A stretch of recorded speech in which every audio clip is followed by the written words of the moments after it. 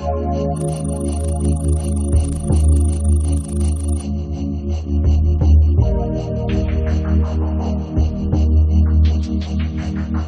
projet de Mana Beach est unique et sans précédent en Polynésie française.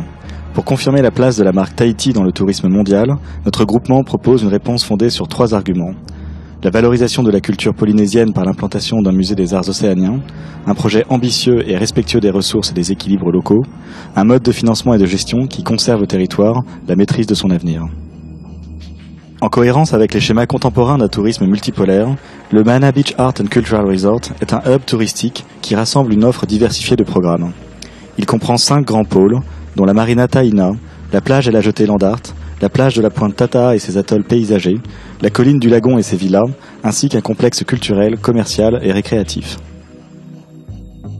Nous trouvons ici les programmes emblématiques du projet.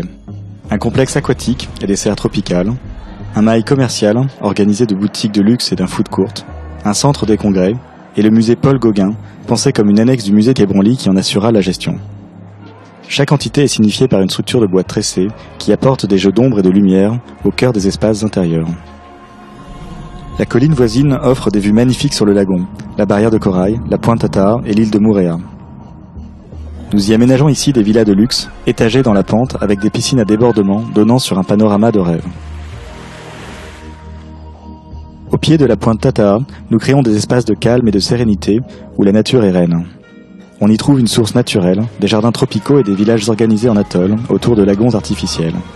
La terrasse des pavillons de grand luxe descendent doucement vers les eaux turquoises, profitant de leurs piscines flottantes. La plage et la jetée Landart proposent une ambiance plus urbaine par des architectures emblématiques contemporaines. La jetée est bordée par une galerie animée de boutiques, cafés et restaurants qui accueillent les visiteurs jusqu'en soirée. Le centre artisanal en est le point focal, véritable vitrine de tous les talents polynésiens. L'extension de la Marina Taina définit une nouvelle façade maritime pour l'accueil des yachts et des croisiéristes. Le Pacific Sea Club de Tahiti prend ainsi place au pied des condominiums. Plus loin, un champ solaire couvre le parc de stationnement. Il marque un signal visuel depuis la RDO et symbolise l'ambition environnementale du projet. Ces différentes polarités sont reliées par un grand mail polynésien. Cet espace public de sociabilité favorise les modes de transport doux, réduisant la place de la voiture.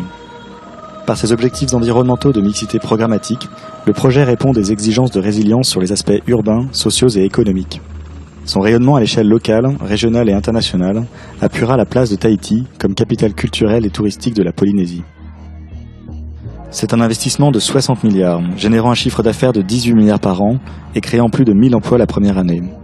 L'association d'investisseurs locaux et nationaux, ainsi que la création d'une société d'aménagement et d'exploitation dirigée par le territoire, permettrait d'assurer le contrôle local du projet, d'offrir aux Polynésiens le retour sur investissement, tout en garantissant les richesses naturelles, culturelles et touristiques. Le projet de Mana Beach représente donc un enjeu considérable. Notre conviction est que toutes les ressources sont disponibles localement pour le mener à bien, à condition qu'une volonté politique accompagne et soutienne l'idée d'un développement endogène.